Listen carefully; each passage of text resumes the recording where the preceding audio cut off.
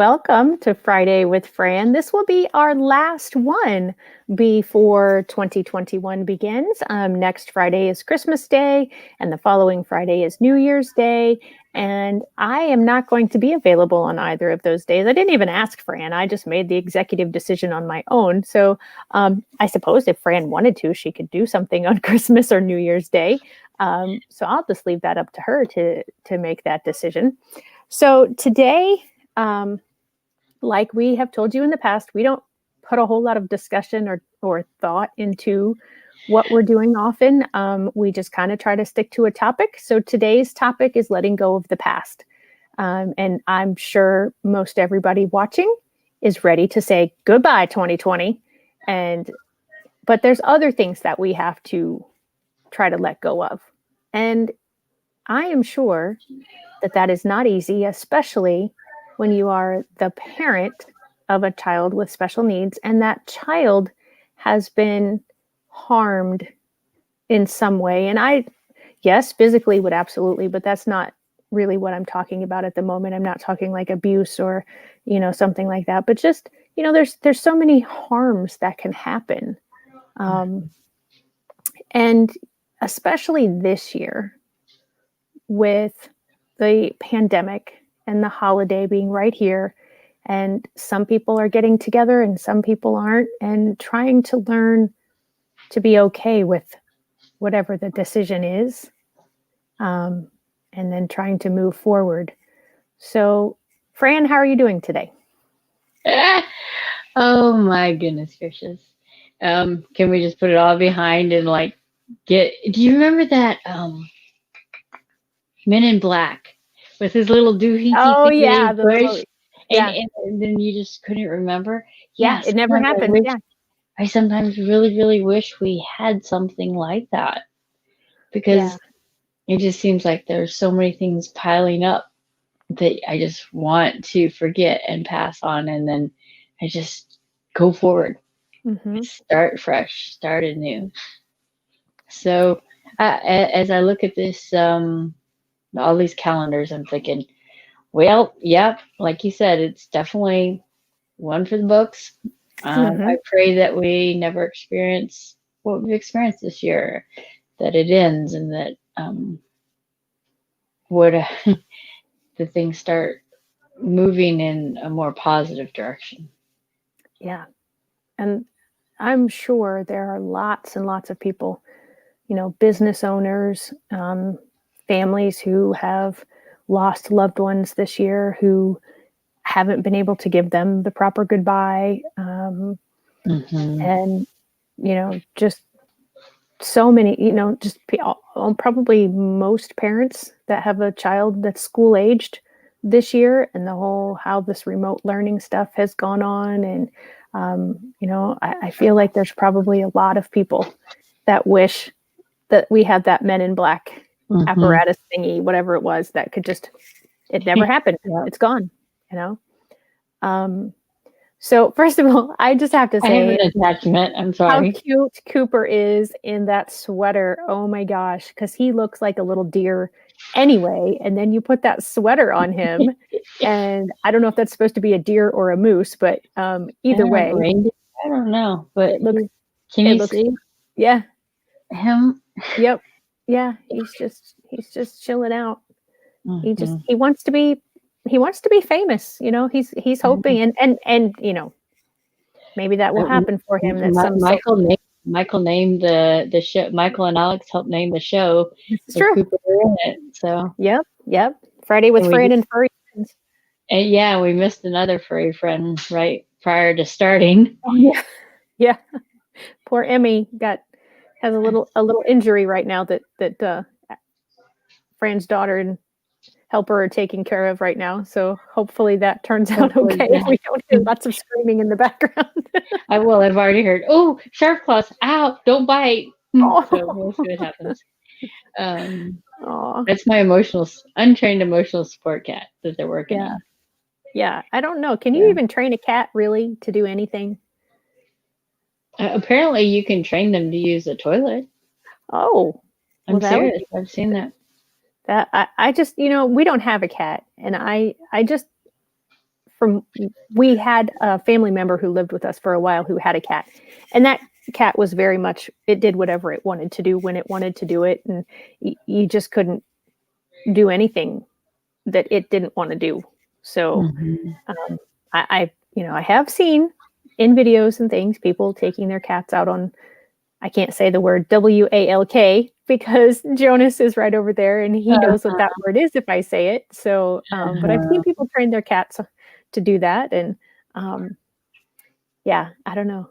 Cats seem very independent, whereas dogs seem very codependent. Mhm. Cats are very independent. Oh, there we go. Michael said it just at the same time I did. Welcome, Michael. Glad to see you today. For They anybody are very, yeah. for anybody joining today, join Michael and I on Tuesday. He's going to be my guest on hashtag No Limits. So I'm really looking forward to that. I think it's no pressure, Michael, but I think it's going to be really amazing. So, make sure it's really amazing. Okay. Mhm. um, so, so what are some things that you think people might be holding on to that they need to let go? And then how would we help them to let go of them? Like, what advice would we have for them? You're really gonna throw that double-edged sword right at me. Well, That's like a whole wheelbarrow dump truck all in a question. Okay, so just ready. pick two things. No, probably just one, because two would probably be too many. Some things people are holding on specifically for this set of all the calendars, you mean? Hmm. Trust. Broken trust. Yeah. I think I think that can sum up so many things that have occurred, especially since COVID started. Right. Broken trust in fellow man, fellow humans. Um, Even family doesn't even trust family anymore. Right. Um, you don't know who to trust. Right. That's excellent. So I don't know. Maybe that's simplifying it too much, but to me, I that's what I can see is it's just um, everything can come back to, well, can I trust that person, or can I trust that advice, or can I trust that medication, or can I trust that procedure, or can I trust that person with my child, or um, is that the right? Did I can I trust myself to make the right decision for my child? Do I go remote? Do I homeschool? Do I do hybrid? There's so many things about there were so many large, huge decisions that had big impact this year. Does that Yeah. make sense? Absolutely. And I think that really boils down to the heart of the issue. I mean, when you look around the United States, and you look at, there was no trust in the president. Now there's not much trust in the election results. There wasn't a whole lot of trust going into the election. Now we have a vaccine. Some people are very excited about the vaccine. Others don't trust the vaccine. You have, like you said, the school issue. Um, some people feel that the schools, and they're giving them that grace, as we've spoken about, but at the same time, they're thinking, the schools aren't doing everything they could be doing. They're just doing the minimum to get by. So you have that broken trust, and then you have um, people, like you said, with the pandemic of going out without masks, and people are upset about that. And then you have people that are businesses that are being told they have to have their customers and their employees wear masks, and people are upset about that. And it's, you know, um, when somebody, speaking of that, when somebody gets sick, I mean, like, we have a family gathering coming up, and I don't know if she's watching or not, but um, it makes my mom nervous. She wants to be with us for Christmas and be with her family and her kids, but she's nervous. And I'll be honest, I'm not in the um, vulnerable age range. I have a good immune system, but I've had my moments when I've gotten together in groups and I'm like, okay, so for me, I just pray a lot before, during, and after. I've already had COVID-19. I had it back in November and I have gotten through it. I still have a couple of the side effects, a little bit of the not smelling and not tasting as much, but I had an extremely mild case. Unfortunately, that isn't the way that it has worked out for everybody, so with Christmas coming up, how and trying to figure out those gatherings again, and Thanksgiving just passed. Can you forgive people who didn't show up? And it's not a I don't know if it comes down to a trust issue as far as trusting the other people that are with you in those gatherings, but we're still not 100% sure how it transfers from person to person, or how long you can be around somebody. I mean, or if you get it, how bad it's going to be. We don't have that determination yet. And so yeah, I mean, that I don't think it's in the people that we're trying to gather with. I think that's more in we don't trust all the information that we're getting. So I definitely agree with you that broken trust, is definitely the base of most of what's going on right now. Mm-hmm. So now that we've identified the problem, how do we get past that? How do we leave that when we leave this year? It's a choice. It's a conscious decision to say, okay, well, from this point forward, now I'm going to do the best I can moving forward and just let the past go. You can't just keep carrying it along. I watched a pastor one time. He had a suitcase and he had all these different things that had happened in the past, represented by different items, and he was chunking them into the suitcase. And then they closed the suitcase up, and then he belted it around his waist and tried to walk away. And it was a very tangible way to show how carrying around things of the past truly do weigh you down. They not only weigh you down physically, they weigh you down emotionally and mentally. Yeah. So I was like, whale, what's in my suitcase? Yeah. When I left that day, I was like, what's in my suitcase? What am I refusing to let go of? And for what reason? Why do I cling it? Yeah. You keep clinging to it. Why do I carry it? Right.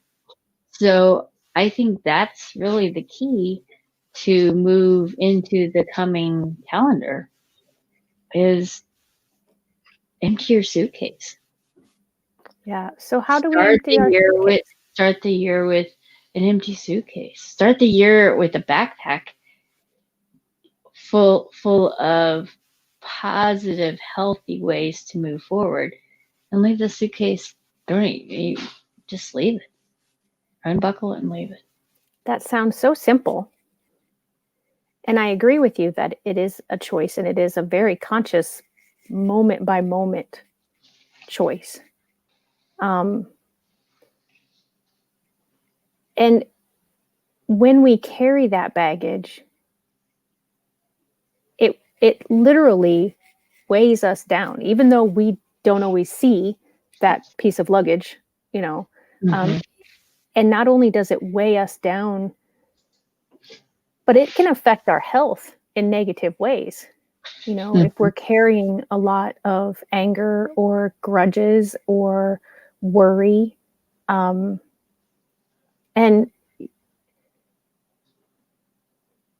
it I think is necessary to allow yourself to have that feeling of anger and that feeling of frustration, but not to hold on to that.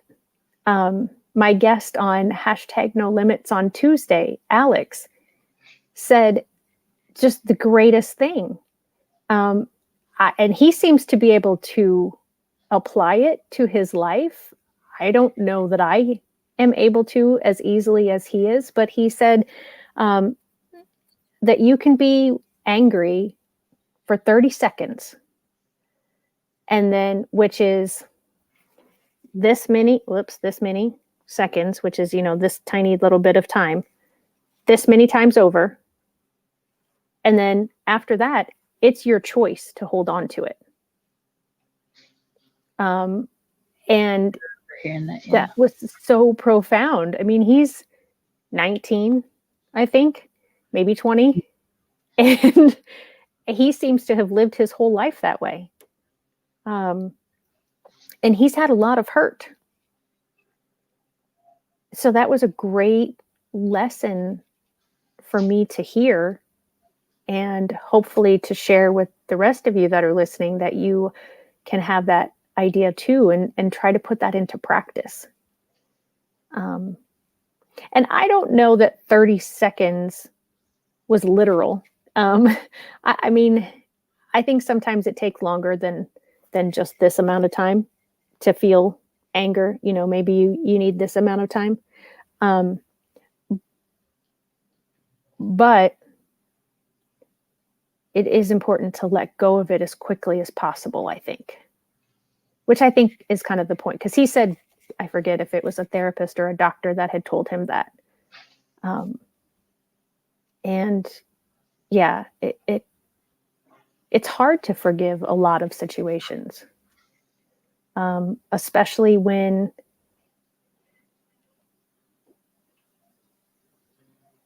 it's so painful, or it affects your life in such a big way. Mm-hmm. I know for you, as well as for me, we have our faith to help us get through those times. What are some things that you have done when you have felt like you've been holding on to something that you wanted to let go? How did you go about getting rid of it? Sometimes the simplest thing is I write it down on a piece of paper,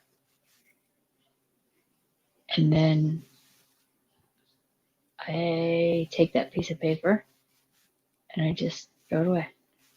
I let it go. Some That's people awesome. are like, tear it up. I'm like, I have a hard time tearing things up. The therapist, she was like, you've got a lot of anger out. I'm like, no.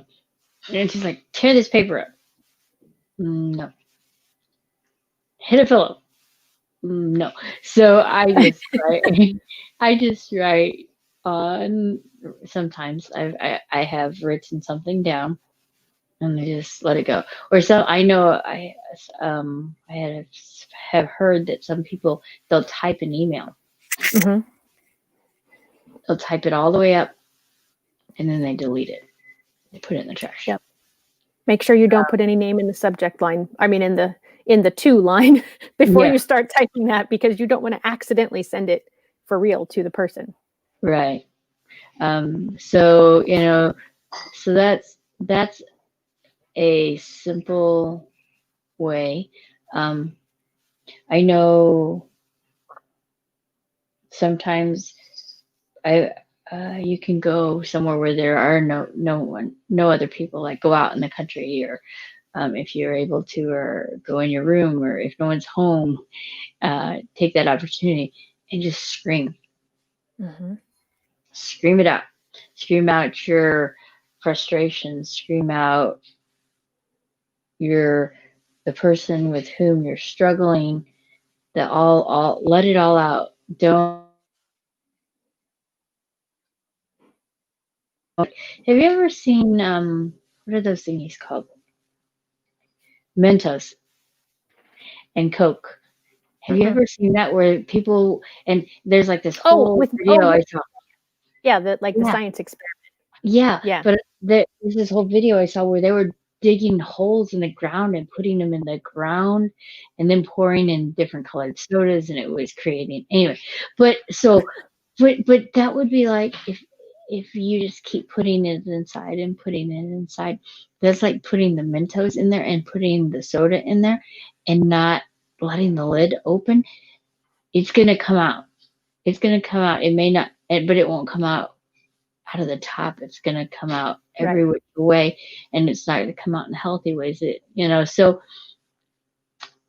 and it's funny. I'm speaking to myself in some ways in this one because I do. I just internalize things a lot of times. So how is it healthy to do that? You need to do appropriately release it. So sometimes screaming it out is an appropriate way. Should you scream it out with other people around? I don't know. If it's a trusted person, go for it. If they're Maybe okay with they'll scream it out with it, you. maybe they'll scream it. Maybe you need that support. Maybe to have someone else there. But so am I staying on target? Because Yeah, you had asked me ways to. All of a yeah, sudden, I'm like, absolutely. am I like totally detouring, or are we still on target here? No, I think you're giving ways to get rid of it and why it's important. And I talked about that earlier too. It can affect you physically. Mm-hmm. Um, you know, when I was younger, I worried constantly. And that's where my anxiety developed. And I worried about everything that was not in my control, as well as things that I had control over, and still never felt like it was enough. Michael says you're right on target. Um, and I I had such stomach problems. I was a very sick kid. I missed many, many days of school, every school year. I missed family gatherings. I missed Yes. Okay. holidays. Um, and now I go years without having to go to the doctor. I get a letter yearly from the doctor saying, Nice. you need to come in because we have to see you. Like, but I don't need to see you. I'm fine. Mm-hmm. Um, and there's there's been a big shift, because I realized that worry did nothing for the situation as far as changing anything about it. All it did was consume me. Mm-hmm. And so when I really gave my life over to Christ, I mean, I grew up with religion. I've always believed in God. But when I really turned my life over to Him and said, you are in control of my life. And I really started studying the Bible and I really started to understand more. I still don't understand all of it. Um, but then I learned that I could trust Him even if I didn't understand a situation or why I was going through something. I still trust Him that His plan is perfect for me and His timing is perfect. I don't always like His timing. Sometimes wish things would go faster, or sometimes I wish things would slow down. Um, but I've learned to give things over to Him.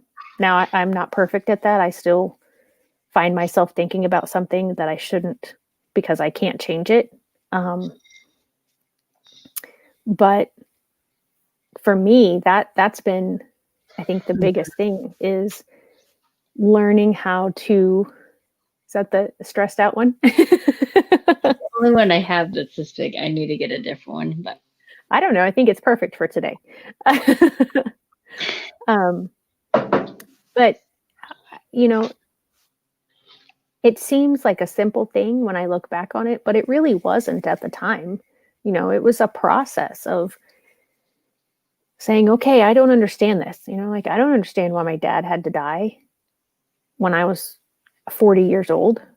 And it certainly not in the way that he passed away. Why did he have to get cancer and suffer, for several months before he passed away? I don't know. Why do we have this COVID pandemic? I don't know. I don't know the answers. I guess there's just been a part of me that has said I don't need to know. And I've been able to accept that. And again, it's that trust, because I don't trust in human beings, because human beings are flawed and we make mistakes and we hurt people and we do things that we don't intend to do, but it happens. But I do trust in God. Mm-hmm. And I've oftentimes had situations where I really didn't want to forgive a situation or a person, but I have said, I forgive you, until I truly mean it. Because again, whoever that person is, they don't know that I've not forgiven them. They don't know that I'm thinking about the situation over and over again and getting angry or getting hurt every time I think about it. It's not hurting them for me to hold anything against them. It only hurts me. I feel like that makes it sound like it's easy to do and that everybody just needs to do that and everybody will be fine. But it's not easy to do. It's a process that has to be learned and practiced until it becomes a habit. And Right. it's not something that you can just say, oh, I'm going to do this and do it. So it comes back to that word grace. You have to give yourself grace as you're learning that. Yeah. Is how I think of it. Yeah. And I'm going to throw balance out there before Alex gets it. She hasn't said hi this afternoon, but I presume she's watching. But yeah, you like I said, it's okay to feel hurt. It's okay to feel angry. And then you have to have the balance of letting it go.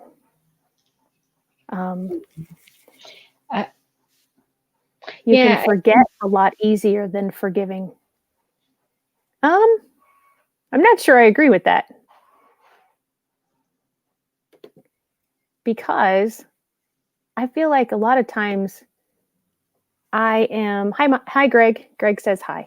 Hi, Greg. I sometimes think I remember long after I've forgiven.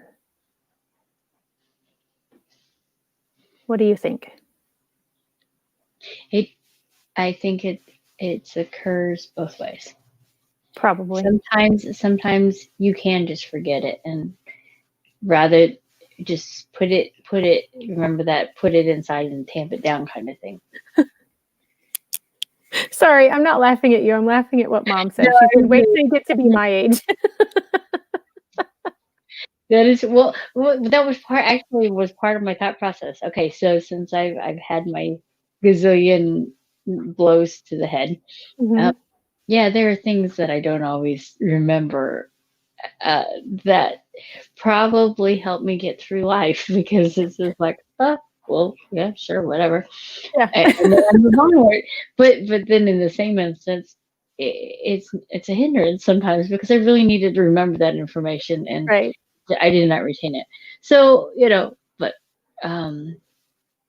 so I'm trying to think. So I'm trying to recap in my brain. I'm trying to remember. Okay, so we've talked on the process of just writing it down, screaming it out, saying it over and over that you've forgiven a person. So okay, so let's go, since we're talking specifics for all these calendars, right? So how are we going to process some of these hurts? How are we going to move on? Or how are we going to find something? What are we going to focus our eyes on? What are we going to focus our eyes now? What are we going to choose? I think that's the biggest step in moving forward into the coming calendar, is not focusing on the past. Yes, we need to process, deal with, but we better figure out on what we're going to focus now. Yeah. Are we gonna continue to look at all the things that have been restricted from us? Are we gonna continue to focus on the things we can't have and the things that have been taken away from us? Or are we going to find the things that we still can do? Or are we going to find the new things that we can do, or the things that we can do in a different way? Or are we going to fight? Are we going to advocate? Are we going to push to get some of those things that we can't do back? So the question is, are you going to move from victim to survivor? Or are you going to stay a victim of this year and wallow? That's kind of where you have to be now. I'm Yeah. sorry, was that really harsh? Wow. No, that was just really, I don't, harsh or heavy. I'm not sure. I do want to show Greg's comment though. He says, I always want to remember so that it helps my decisions going forward. And I think that's a very valid point, Greg, that we learn from our past. And so part of it, we do need to remember. Hi, Crystal. I think maybe not the specifics of a situation that hurt us, but maybe the lesson. Or the process of how you dealt with it, even. Right. So that you, I honestly, you know, like I think about all the turmoil that 2020 has seen nationally. You know, personally, I've had some, but I mean, when I think about our country as a whole, you know, and I think about the divide between people, whatever political party they are, whatever belief they have, as far as the coronavirus, the issues that were brought out about inequality. You know, it's going to take one person at a time working with and forgiving other people in their lives, and then it hopefully will turn into, you know, where our country can heal. But we have to do that individually. You know, I don't know what the answer is as far as our government is concerned, you know, as far as the coronavirus is concerned. I just know for myself to continue to treat people well. And if they hurt me, then you're right. I mean, this comes all the way back to what you said at the beginning. It's a choice. You know, I don't have to have certain people in my life if they have hurt me over and over again. But Sometimes that's hard though. If it's right. But you're right. It is you. I'm sorry, I didn't mean to cut you off. No, you're okay. So You're right. You know, so I mean, if it's a family member that you have to be around, you know, or it's a coworker and you have to have that job, we have to figure out ways to live in the situation that we're in and not being in a down spot all the time. And it's where our focus, it is where our eyes are, it is where our focus is, that will dictate where our heart and our mind is. mm-hmm.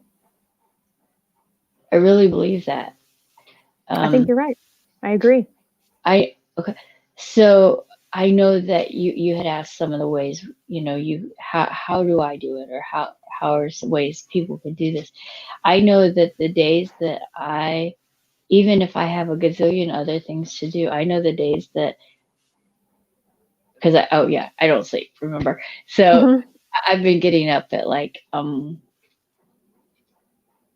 6, 11, 12, and then I'm up and I don't go to sleep again until about 8, 12. So but if I get up, then I have a choice. Hang on a second. So that was like 10:30 to midnight and then 8 a.m. For those of you who don't understand Fran's No. way. All the No? way to when it's dark again, 8 something. I'm up. Yeah. Yeah. Oh, and then okay. So yeah, I'm only Fran, sleeping like this much. yeah, she sleeps about 2 hours. I think most of the people that are commenting, at least, have been with us several times, and they probably understand that. But just in case there's somebody new watching, Fran has a difficult time since her concussions and her stroke to process numbers and say times correctly, or not correctly, but in the way that most people are used to hearing them. And just dealing with just numbers and all that in general. So if you hear her say things like B times, she has learned through the help of some others that the alphabet, she can understand that. And so if she wants to say 2, she'll say B, or the clock times, she'll put the numbers where the hands go instead of saying the hours and the minutes. So sorry, I was just trying to translate that for people. It's all right. So, but I have a choice. I can get on my phone. I can get on social media. I can check my emails. I can get started on whatever project I have going on at the time. Or I can choose to spend my first fruits with God. And I've found for me personally, I need that time with Him. I need that. I call it my whispering spot, because that's where I hear Him best. I had done a devotional, and I really like that. But so for me, if I get that chunk of time, and it doesn't have to be a lengthy time, in His Word and just sitting in His presence, then the rest of my day, because this is something I've started praying. It's been a little while now, but is God, help me to see others as you see them. Help me to hear them as you hear them. Help me to have the same heart for them as you do, and help me to speak your words. And speaking the words one, yeah, I'm total failure at that, but I'm working at that part. I'm a work in progress. But as we all are. So but I have found that the days that I miss that time are the days that I don't handle even the little changes, and today was one of those days I didn't have it. And I've been snappy at people, and I've been crabby, and I just haven't dealt well with life. And so it comes back to a choice. It was the choices I made. I had some things I needed to get done, and I just focused on that rather than stopping to do what I know for me works. Right. And that we've talked about this many times on Friday with Fran, the self-care. You have to replenish your own battery before you can give anything to anybody else. Mm-hmm. And we also have to know what we need to do to replenish that energy. And it doesn't have to be physical energy that we're replenishing, just, mental energy, emotional energy, spiritual energy. Like you said, spending time with God. I mentioned this back at Thanksgiving that, there are so many people who, and I'm one of them, I am not happy about the pandemic, but there are so many people who have really, they just blame it for all the negative things. And maybe it is to blame, but if it hadn't been for the pandemic, you and I wouldn't be doing this probably. Mm-hmm. If it hadn't been for the pandemic, I wouldn't have done #NoLimits and met and been able to speak to all the different people that I have met and been able to speak to on that program. So the point is that even in very unhappy times and undesirable times, there can be good things that come out of it. And it's what you talked about, where your eyes are focused. Smell, stop, smell the flowers, finding something in the pile of manure. You know what I mean? What is that saying? I don't know. Do we have any farmers on here that can help us out with this one? No, but it's finding are you going to focus on the flower or the thorn? I'm just trying to, Yeah. I don't know what it was Right. Well, called. and I'm sorry. yeah, I mean, But yeah, no, I get what you're saying. I just don't know what the saying is that you're trying to come up with. But um, having like you talked about, where's your focus? When you focus on negative things, you'll see more and more negative things. When you focus on something positive, you're going to find more positive things. and then so I want to take that thought for a second, and I want to run with it. Okay. All right, All right. Go. because I'm going to run with this on how we can use this with our children who happen to have different needs. Um, how can we help them? Because I mean, you and I are processing it, and we can kind of understand it a bit, but like I know my son doesn't get it. Right now he's blaming the virus, but does he know what a virus is? No, but that's what we've told him. We've all tried to be consistent. So at least he'll tell you, he'll say, I want to come home, and he begs and he cries and he begs and he cries, and you'll say, Bubby, why can't you come here? He goes, I know, virus. I hate virus. That's his latest answer all the Right. time. So it's just, you know, how can we help them? How can we help them um, move through the yuck and find the light, find the flower, find the fun thing, find. So we as the parents, we as the educators, we as those that have to that have a choice.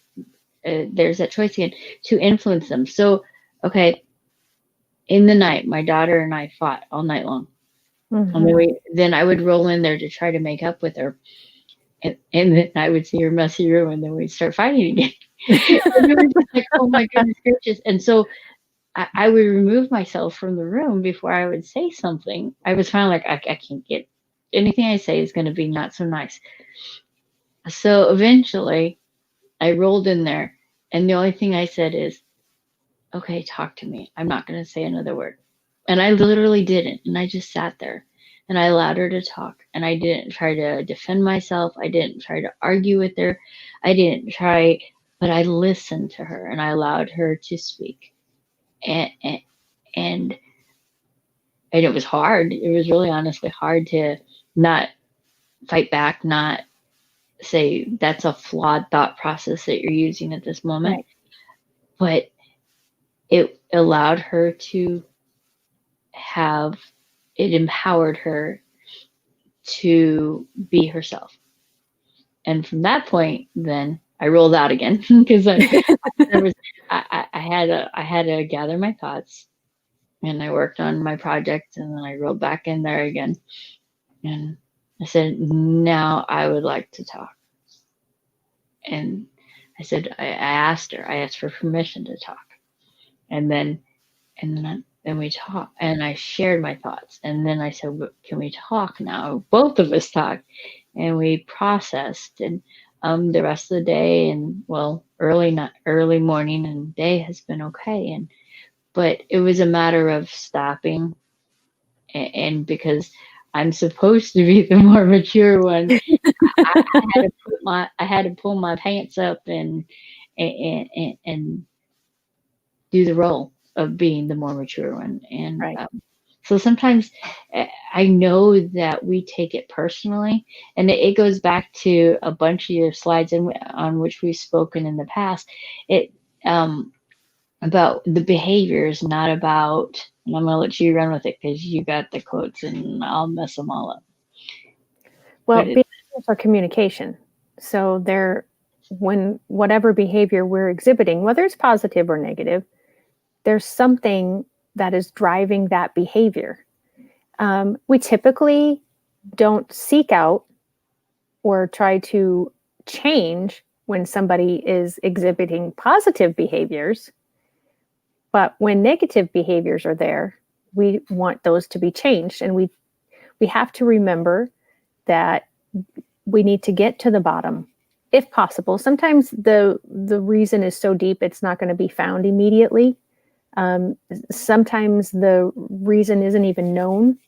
to the person exhibiting the behavior, and it comes out in conversation accidentally. I've had many conversations where I've been speaking to someone, and it's conversations way after certain behaviors have happened, and I go, oh, well, what we just talked about here is why you behaved or I behaved this way. Because it's happened to myself when I've spoken to people, and I'm like, oh, I didn't know that was bothering me. And or I didn't know that I hadn't let that go. So I'm sorry, I think Elsa every time. that's okay. That's what I call it. I thought, you got Elsa, just Elsa. Yep. Sorry, that was Yeah. my. Well, and just in case for anybody, that's a reference from the movie Frozen. I think everybody knows that, but I never know where this video is going to get watched. So there could be somebody in some part of the world that hasn't seen that movie yet. But she has a song where she sings "Let It Go."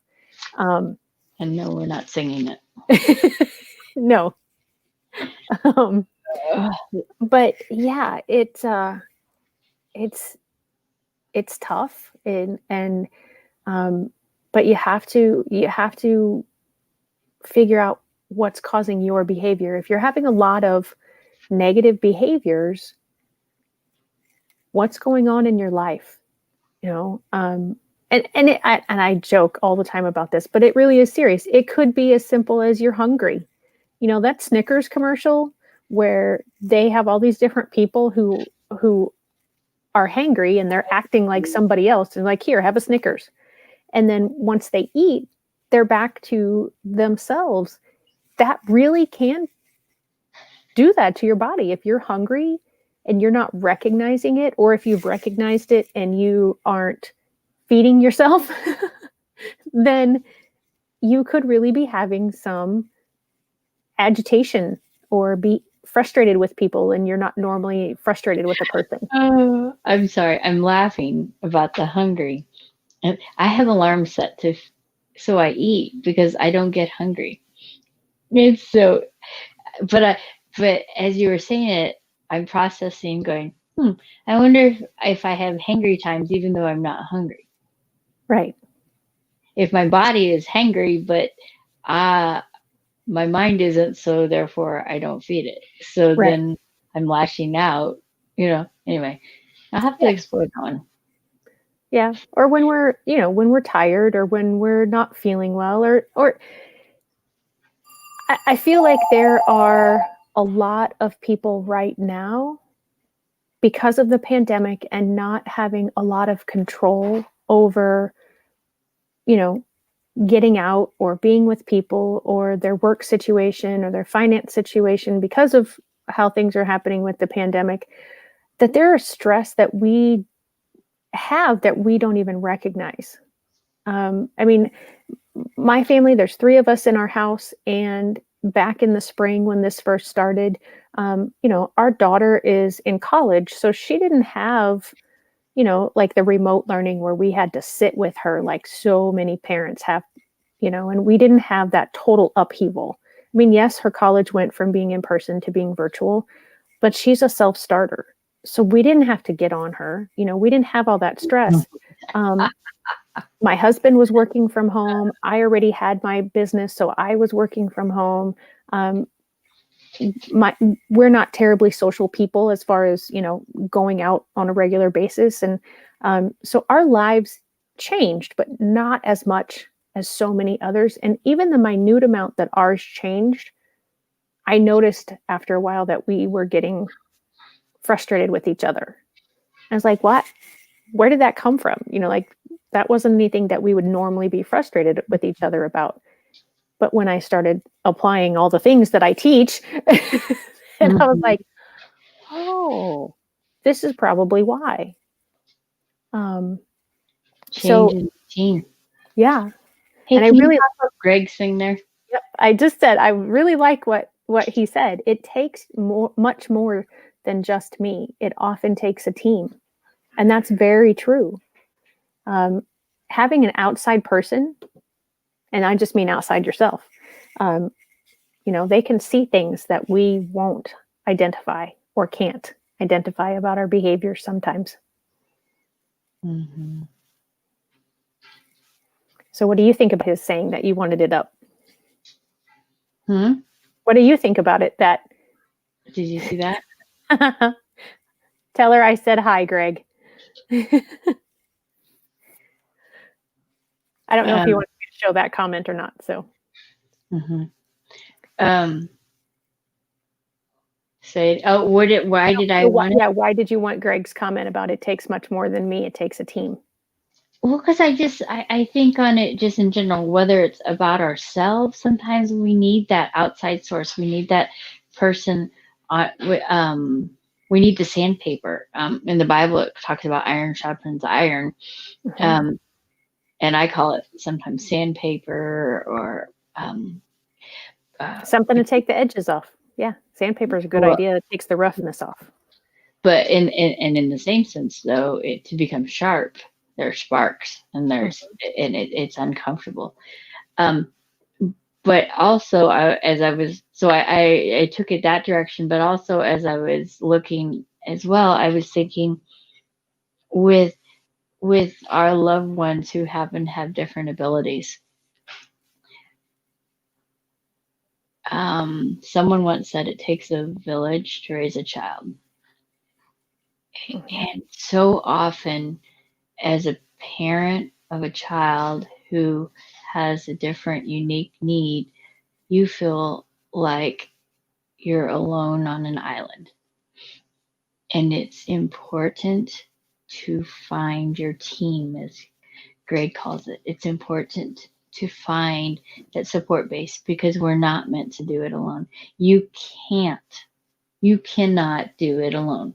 You can for a brief period. Oh yeah, you could do it, but you will be worth diddly squat in the end, and your loved one will no longer have you because you have burnt yourself to pieces.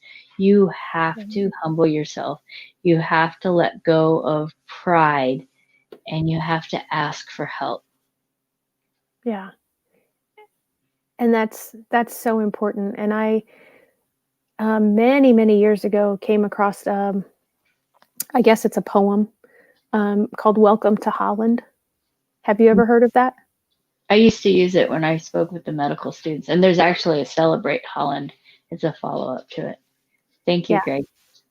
Um, and Michael says too, it's a neighborhood, a town, a county.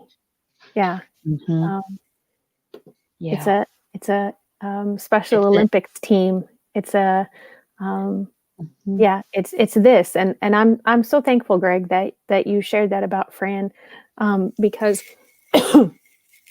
Greg has been part of my team for many years, and it so I'm sorry, I'm like squirrel here. I'm doing two different thoughts here at the same time. Um, the Welcome to Holland, I feel like many people, and again, I don't have a copy of it next to me, but the book, um, it talks about that, that many of the families feel a sense You, of loss when they find out that this child that they're pregnant with or that they have just had, or even, if after some time of having the child and thinking the child was like every other kid, you find out that the child isn't like every other kid. That Welcome to Holland is a nice way of, you know, okay, this is I thought I was going to, thought I was going to Italy, Italy. but I'm not. Instead, you're going to the wonderful. See, I have it mostly memorized, but would you Yeah, like to hear it? sure. I We have think time? there's enough time. Okay.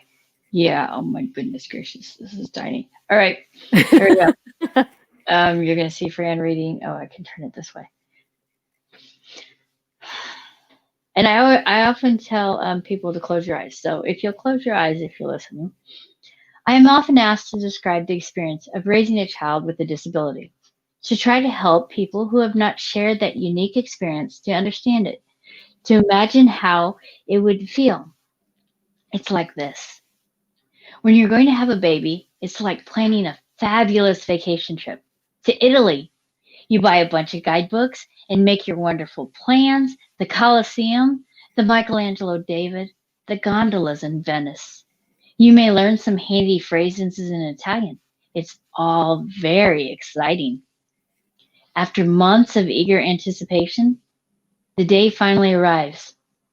You pack your bags and off you go.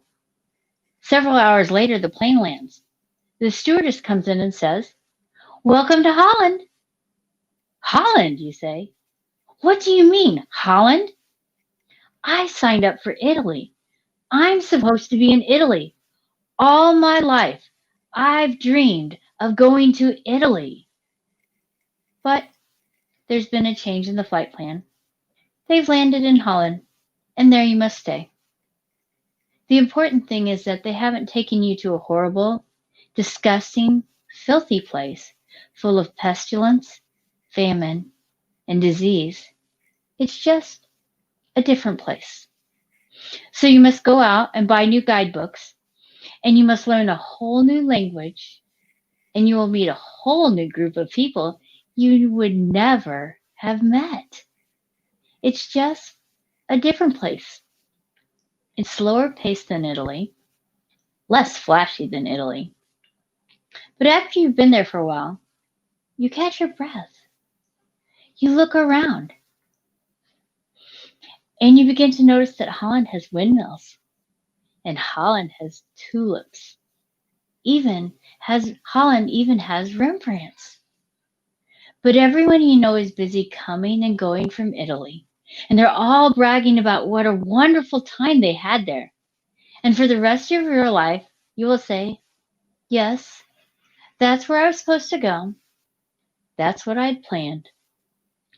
And the pain of that will never, ever, ever, ever go away, because the loss of that dream is a very, very significant loss. But if you spend your life mourning the fact that you didn't get to Italy, you may never be free to enjoy the very special, the very lovely things about Holland. And that's by Emily Pearl Kingsley. Yeah. But I do want to say one thing to that, where it says you may never, ever, ever, that pain will go away. I disagree with that, because you can cling to that pain and you can wallow in that pain, or you can let that pain go. And yes, it is a part of you, and there will be that ache, but it doesn't have to be the all-consuming fire that destroys you, because Right. then you aren't going to experience Holland. Yeah. Yep. So it all boils down, I think, to what we talked about at the beginning. Letting go of the past is a choice. And it has to be a choice over and over again, because it is going to creep back into our minds. A smell, an event, a sound, something will bring the past back up in your mind. And you have the choice at that point to feel all the negative things all over again and wallow in it for a long time, or to say, I've overcome that. I've processed that. I've gotten through it. I've forgiven whatever it would be that you went through in order to let go of it. So I'm not really sure this is a very happy one. I mean, last week we were cracking up and having jokes and fun, and Okay, but I think it's an important one, because it's a choice. It really is. Yeah. And I don't want people to get stuck. Don't get stuck in this year. You've got to let it go. You got to Elsa, and you got to find something that you're going to focus on, which you're going to focus, or you'll be stuck. Yep. Look forward. We drive our cars forward. If we drove them backwards all the time, we'd be constantly getting into accidents and having much trouble. It's a lot easier to drive the car forward. All right. Well, it's almost time for us to end. I like to end with an hour, and we're almost there. So thank you again, gentlemen and ladies who have joined us today. We very much appreciate the comments. Continue to like, comment, and share the videos. The more that you do that, the more people we can reach and hopefully help, and that can help us, because your comments and questions and suggestions help us as well. So thank Thank you you very very much. Merry Christmas. Happy New Year. We will see you in 2021.